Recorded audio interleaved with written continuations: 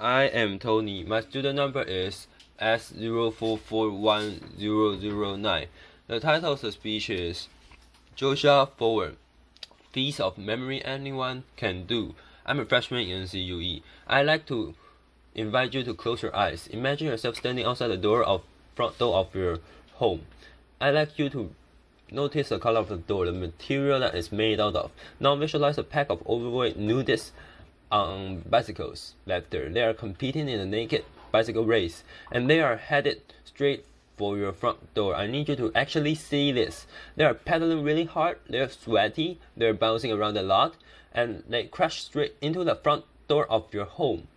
Bicycles fly everywhere, wheels roll past you, spokes end up in awkward places. Step over the threshold of your door into your foyer, your hallway, whatever on the other side, and appreciate the quality of the light. The light is shining down on Cookie Monster. Cookie Monster is waving at you from his perch on top of a tan horse. It's a talking horse. You can particularly feel his blue fur tickling your nose. You can smell the oatmeal raisin cookie that he's about to shovel into his mouth. Walk past him into your living room. In your living room, in full imaginative broadband, picture Britney Spears. She is saintly glad. She's dancing on your coffee table, and she's singing "Hit Me Baby One More Time," and then follow me into your kitchen. In your kitchen, the floor has been paved over with a yellow brick road, and out of your oven are coming towards you Dorothy, the Tin Man, the Scarecrow, and the Lion from the Wizard of Oz, hand in hand skipping straight towards you. Okay, open your eyes.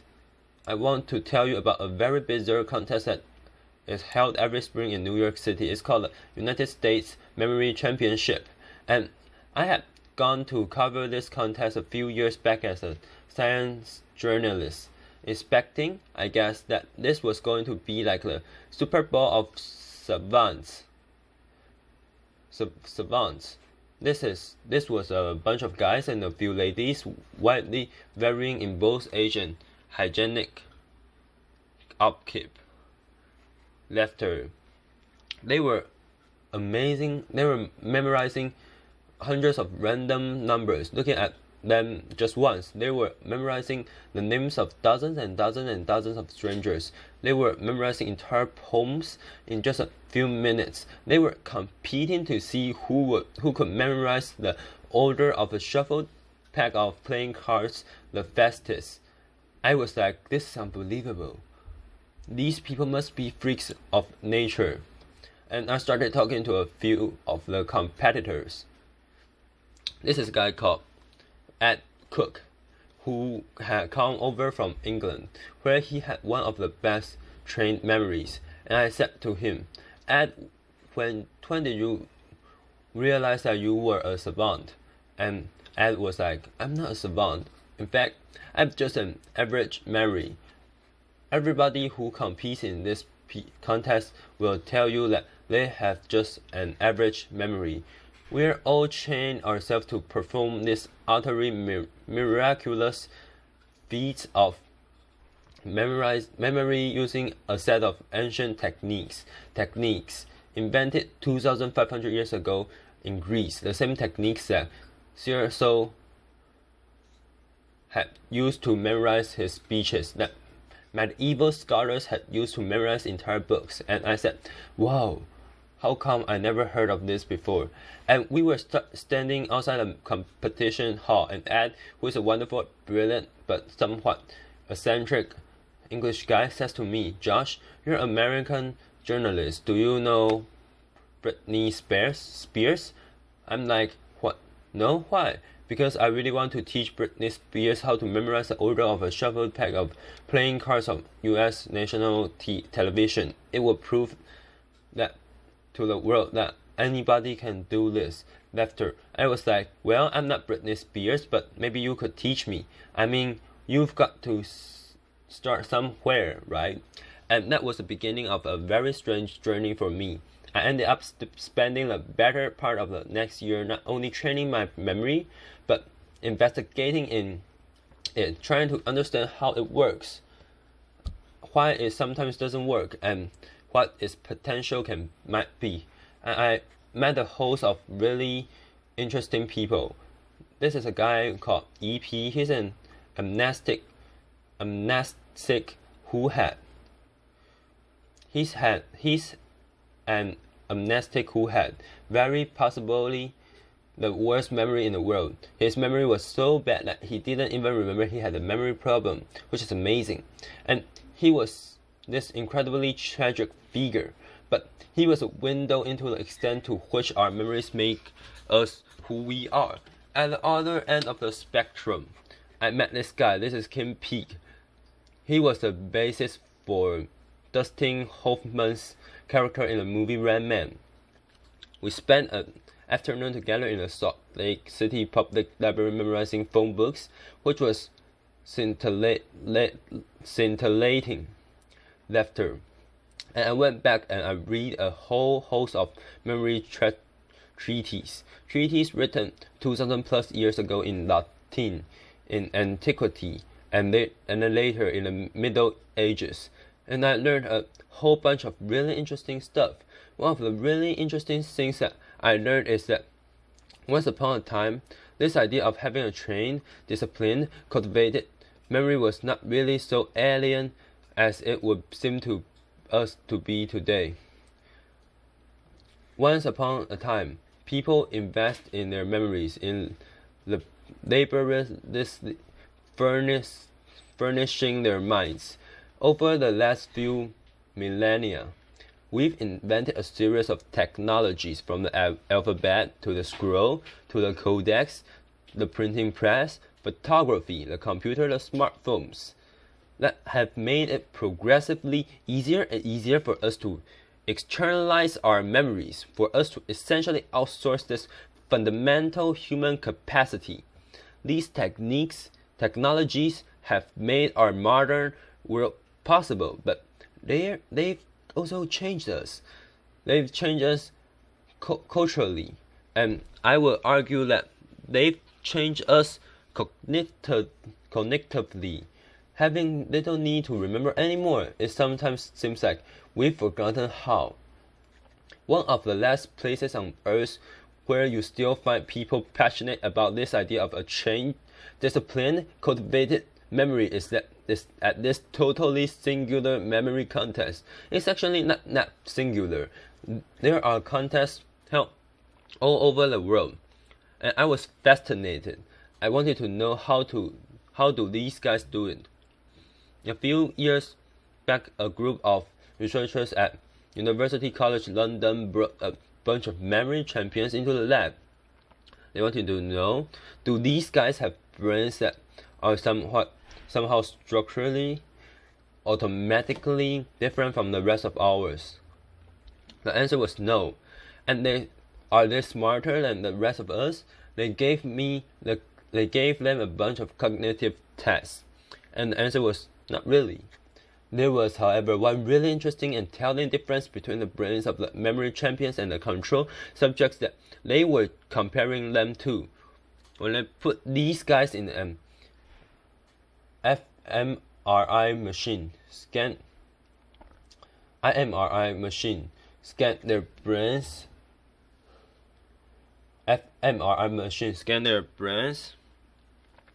While they were memorizing numbers and people's faces and pictures of snowflakes, they found that the memory champions were lighting up different parts of the brain than everyone else.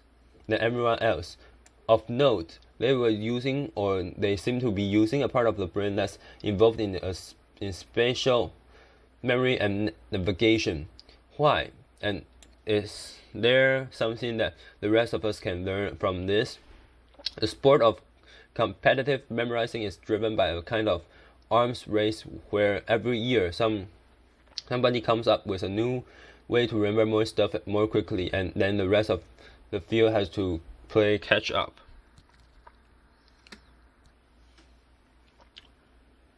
This is my friend Ben Prittmore, 3-time world memory champion. On his desk in front of him are 36 shuffle packs of playing cards that he's about to try to memorize.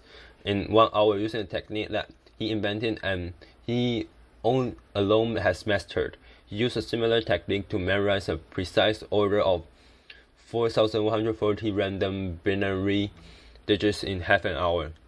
Laughter. Yeah, and well, there are a whole host of ways of remembering stuff in these competitions.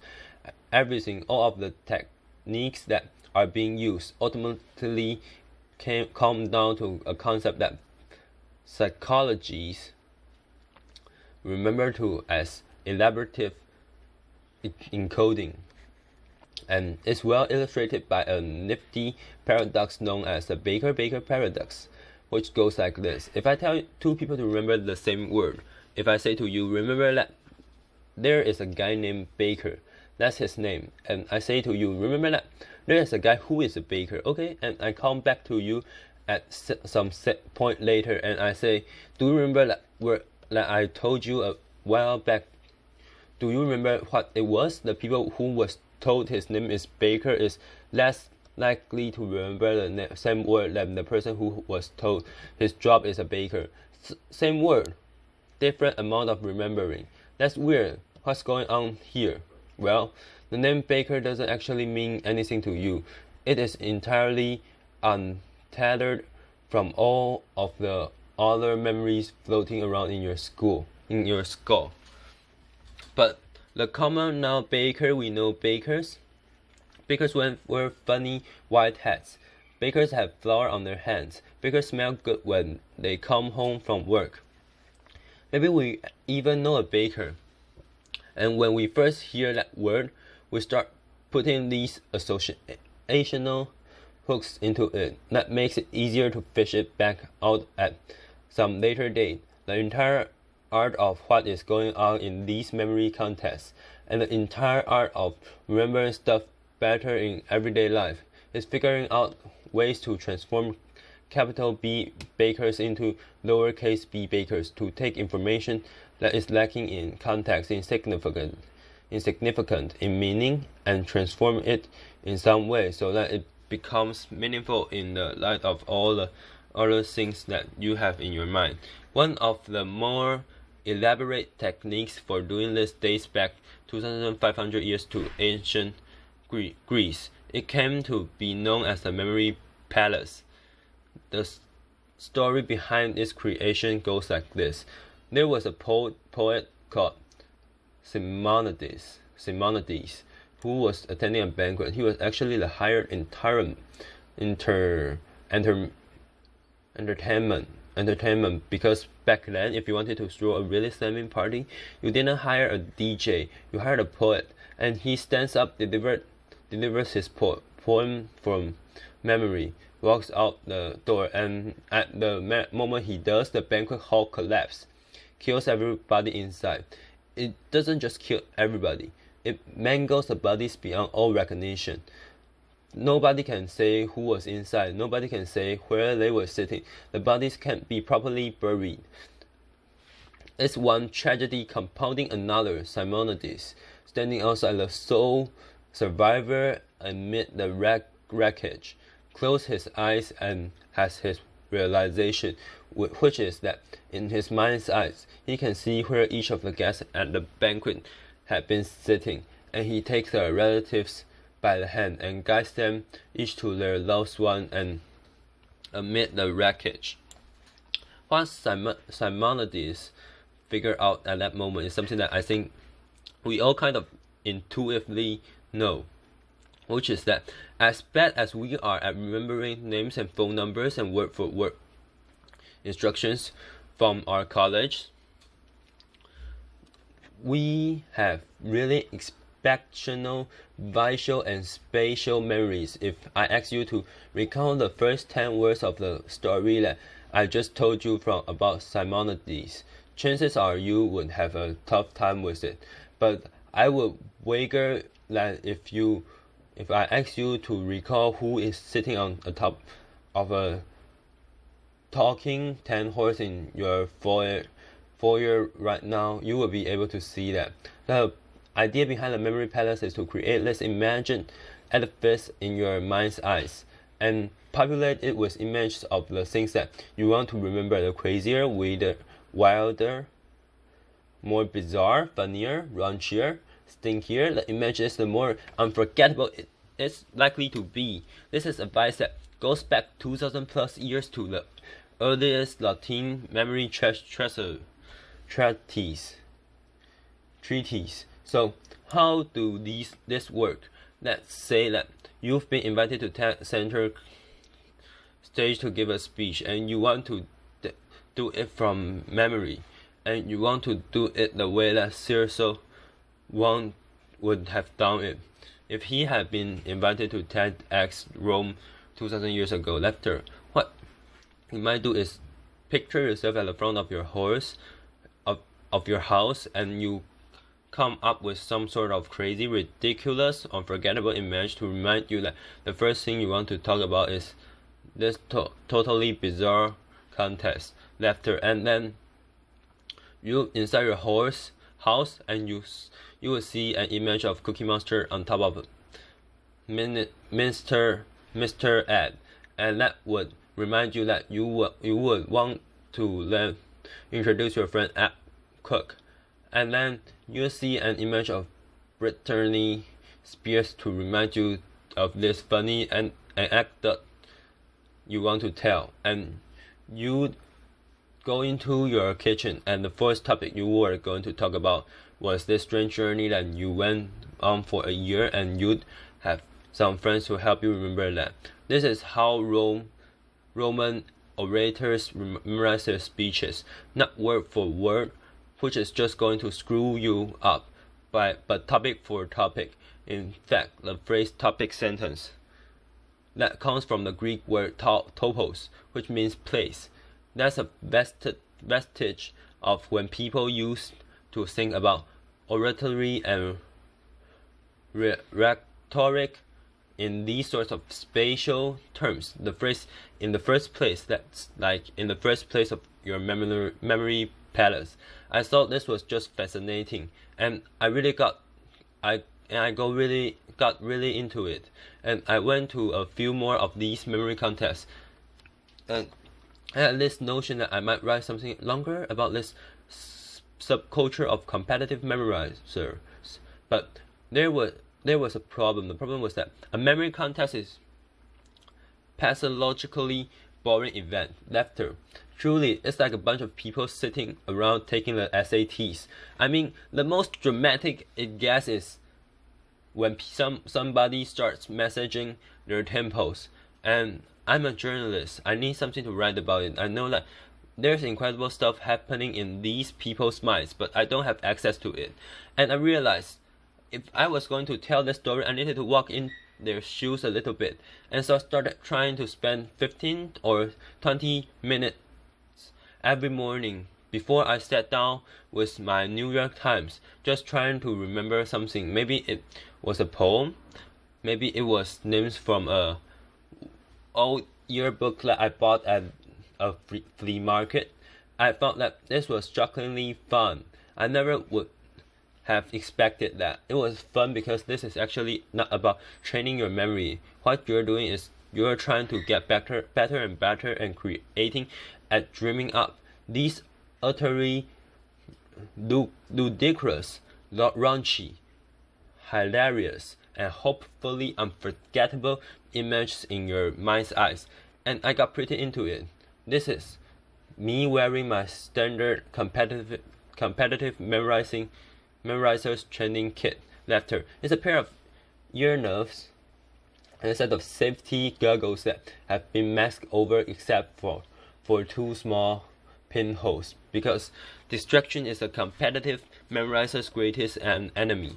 I ended up coming back to that same contest that I have covered a year earlier, and I had this notion that I might enter it, sort of as an experiment in participatory journalist. I thought maybe a nice epilogue to all my research. Problem was the experience went haywire. I won a contest. Laughter. Which really wasn't supposed to happen. Applause. Now it's nice to be able to memorize speeches and phone numbers and shopping lists, but it's actually kind of beside the point. These are just tricks. They work because they're based on some pretty basic principles about how our brains work, and you don't have to be building memory palaces or memorizing text of playing cards to benefit from a little bit of insight about how your minds work. We often talk about people with great memories as though it were some sort of innate gift, but that is not the case. Great memories are learned. At the most basic level, we remember when we pay attention, we remember when we are deeply engaged, we remember when we are able to take a piece of information and experience and figure out why it is meaningful to us, why it is significant, why it is colorful. It's colorful when we are able to transform it in some way that makes sense in the light of all the other things flowing around in our minds. When we are able to transform bakers into bakers, let the memory palace, these memory techniques, they're just shortcuts. In fact, they're not even really shortcuts. They work because they may make you work. They force a kind of depth of processing, a kind of mindfulness that most of us don't normally walk around exercising, but there are actually no shortcuts. This is how stuff is made memorable. And I think there's one thing that I want to leave you with is that it's what EP, the amnestic, who couldn't even remember he had a memory problem, left me with, which is the notion that our lives are the sum of our memories. How much are we willing to lose from our already short lives by losing ourselves in our Blackberries, our iPhones, but by not paying attention to the human being across from us who is talking with us, by being so lazy they're not willing to process deeply. I learned firsthand that there are incredible memory capacities latent in all of us. But if you want to live a memorable life, you have to be the kind of person who remembers to remember. Thank you. Applause.